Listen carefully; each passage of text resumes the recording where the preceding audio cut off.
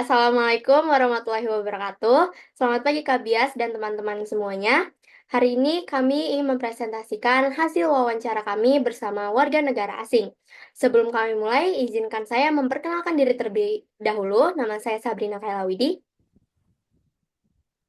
Saya Yosepin Evelyn. Saya Salsabila Fitriani. Saya Putri Rahardi. Dan saya Anissa Handayani.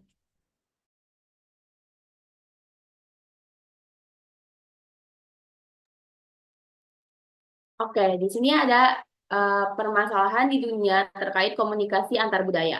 Tantangan utama dalam komunikasi antar budaya adalah permasalahan atau kesalahpahaman yang disebabkan oleh perbedaan bahasa, ekspresi budaya, dan juga interpretasi tanda nonverbal yang dapat memicu konflik atau diskriminasi. Perusahaan multinasional seringkali menghadapi kesulitan dalam menyampaikan pesan yang tepat kepada audiens yang memiliki latar belakang budaya yang berbeda. Perbedaan dalam gaya komunikasi secara langsung maupun secara tidak langsung dan penerima humor dalam lingkungan profesional bisa menyebabkan kebingungan.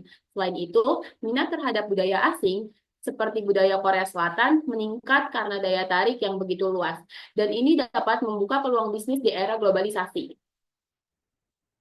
Selanjutnya, bagaimana pemahaman komunikasi antar budaya membantu menyelesaikan konflik antar budaya. Pemahaman komunikasi antar budaya penting untuk menyelesaikan konflik antar budaya dengan meningkatkan kesadaran terhadap perbedaan nilai, norma, dan gaya komunikasi. Hal ini membantu mengurangi kesalahpahaman, menghindari stereotip, serta meningkatkan empati dan kemampuan beradaptasi. Dalam konteks internasional seperti hubungan antara Indonesia dan Korea Selatan, pemahaman ini memperlancar kerjasama dan menyelesaikan perbedaan budaya yang mungkin timbul. Selanjutnya di sini ada budaya Korea Selatan, di mana budaya Korea Selatan dan budaya Indonesia sendiri itu memiliki beberapa kesamaan budaya.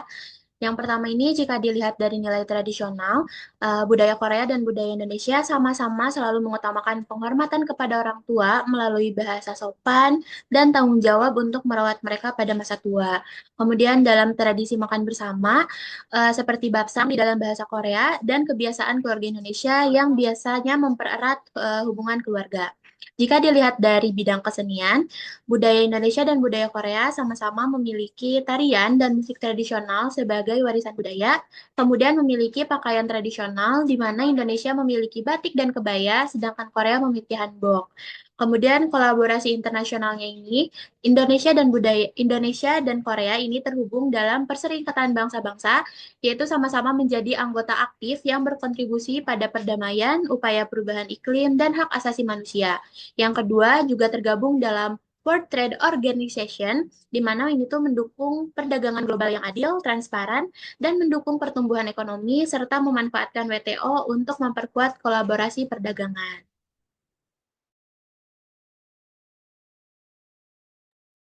Oke, di sini ada profil negara Korea Selatan. Geografi dan ibu kota Korea Selatan terletak di semenanjung Korea dengan ibu kota Seoul, dikelilingi Laut Jepang, Laut Kuning, dan perbatasan dengan Korea Utara. Ekonomi, transformasi pesat dari ekonomi berbasis pertanian ke ekonomi industri, dan teknologi yang maju.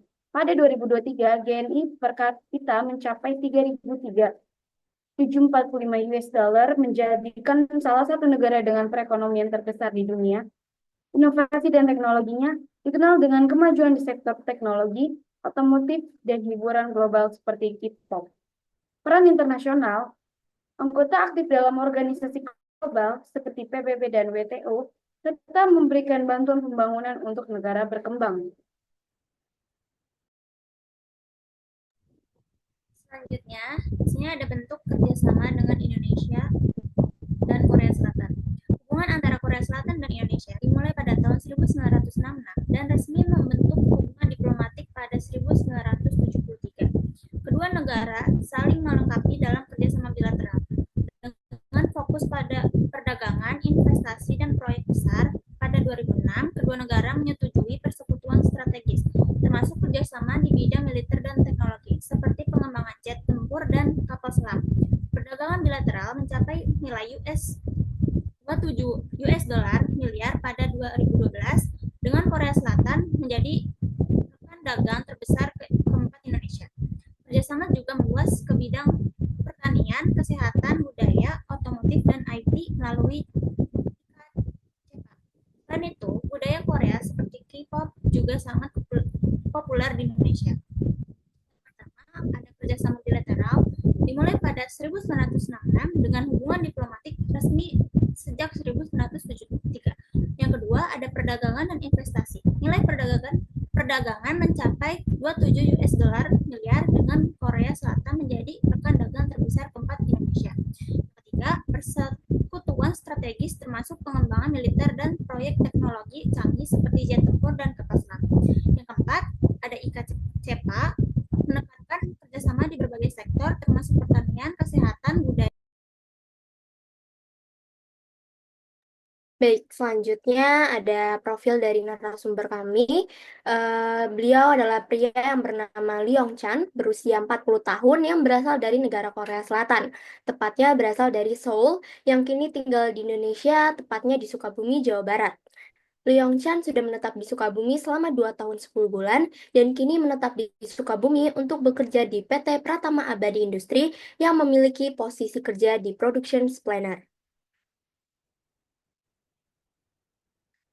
Kemudian apa alasan Leong Chan untuk tinggal di Indonesia dan sudah berapa lama tinggal di Indonesia? Leong Chan lahir di Indonesia, tepatnya di Balikpapan, dan tinggal di sana selama 6 tahun bersama keluarga. Karena ayah beliau bekerja di Indonesia di PT Korindo. Kemudian Leong Chan berpindah tempat tinggal di Jakarta selama 13 tahun hingga ia memasuki sekolah di Jakarta International Korean School. Kemudian beliau memutuskan ke Korea untuk melanjutkan kuliahnya di Seoul. Setelah lulus dengan kuliahnya, Leong Chan kembali ke Indonesia karena beliau mengatakan memiliki kenangan yang cukup indah di Indonesia. Ia akhirnya memutuskan untuk bekerja di Indonesia hingga mendapatkan kesempatan bekerja di PT Pratama Abadi Industri. Leong Chan juga mendapatkan posisi sebagai production planner di tempat kerjanya yang dimana pekerjaan ini ia harus bertanggung jawab dalam merencanakan atau mengawasi proses produksi.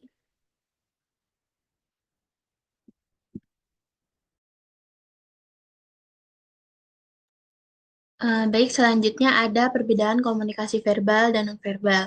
Leong Chan menjelaskan bahwa beliau dalam kegiatan sehari-harinya menggunakan bahasa Indonesia untuk berkomunikasi bersama rekan kerjanya. Walaupun bahasa Indonesia beliau masih terbilang kaku dan beberapa rekannya mungkin tidak mengerti, beliau sangat mengusahakan berkomunikasi dengan kerjanya menggunakan bahasa Indonesia dan bahasa Inggris. Komunikasi nonverbal tidak terlalu penting bagi orang Korea karena mereka jarang menggunakan kontak mata saat berbicara. Sebabnya, banyak sekali yang menganggap orang Korea tidak sopan.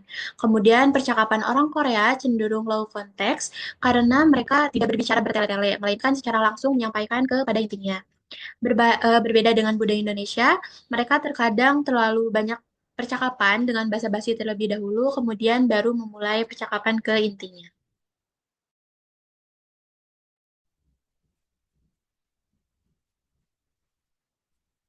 Lalu ada permasalahan komunikasi yang pernah ditemui baik intrapersonal, kelompok, atau organisasi.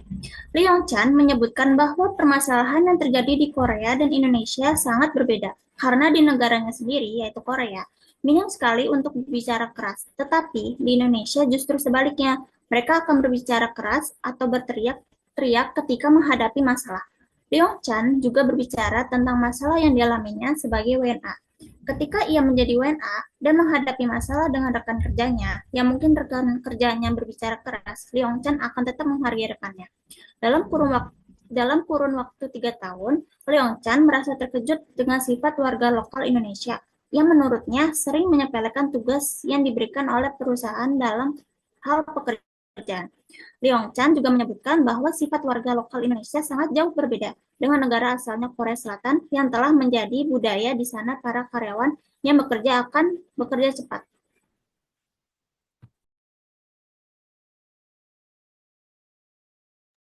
Lalu selanjutnya ada perbedaan budaya Korea Selatan dan Indonesia. Leong Chan memandang budaya Indonesia dalam berkomunikasi cukup bising dan sama halnya pandangan beliau terhadap lalu lintas di Indonesia sangat ramai. Leong Chan mengatakan komunikasi yang terjadi di Indonesia cenderung menggunakan nada yang tinggi saat berbicara. Hal tersebut mengubah pandangan Liang Chan dalam kesopanan dalam berbicara. Liang Chan juga berasumsi Indonesia adalah negara yang luas, namun untuk sebuah jalan transportasi terbilang sempit. Transportasi yang digunakan di Korea juga mayoritas transportasi umum, gunanya untuk meminimalisasikan polusi udara. Kemudian dalam segi makanan, Liang Chun menganggap bahwa makanan Indonesia telah banyak menggunakan minyak. Sedangkan di Korea Selatan, makanan jarang sekali disajikan dalam hasil masak yang menggunakan minyak. Mereka cenderung merebus atau mengukus untuk memasak makanan mereka. Karena bagi orang Korea, menggunakan minyak saat memasak dapat memperburuk kesehatan diri mereka. Lalu di sini ada cara mengatasi permasalahan atau konflik antar budaya. Liang Chan tidak pernah mengalami konflik dengan warga Indonesia dan percaya bahwa menghormati budaya lokal dapat mencegah kejadian negatif. Karena itu, untuk beradaptasi, ia mempelajari budaya Indonesia melalui video YouTube dan musik, serta dibantu oleh rekan Indonesianya yang mengajaknya mencoba makanan khas seperti masakan Sunda. Selain itu, Liang Chan juga mengunjungi destinasi wisata seperti Lembah Purba, yang memberinya kesempatan untuk menikmati keindahan alam dan lebih memahami budaya Indonesia.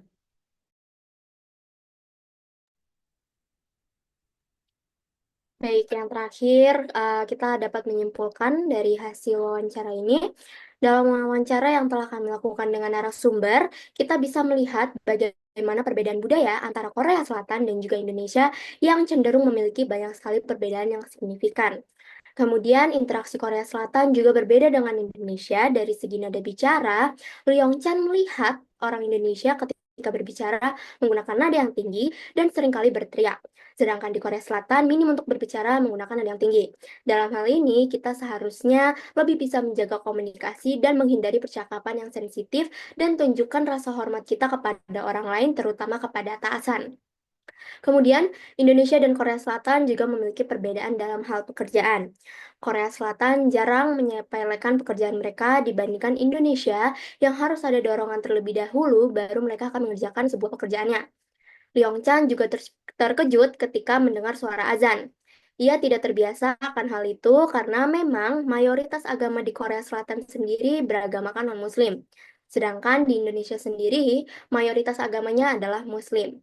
Namun, seiring berjalannya waktu, Leong Chan mulai terbiasa melihat karyawannya sholat terlebih dahulu sebelum kembali melanjutkan pekerjaan mereka. Dengan demikian, orang asing tidak menerima atau memahami norma masyarakat, namun juga memperoleh wawasan nilai-nilai universal seperti saling menghargai, berempati, dan memiliki kesadaran akan keberagaman. Semoga kita memahami juga bagaimana setiap perbedaan tetap harus kita hargai. Karena hal ini tidak hanya menciptakan hubungan yang lebih baik, tetapi juga membantu dunia yang lebih damai, yang inklusif dan penuh toleransi. Baik, sekian presentasi dari kami. Mohon maaf bila ada kata yang salah, dan bila ada pertanyaan bisa ditanyakan. Terima kasih semuanya.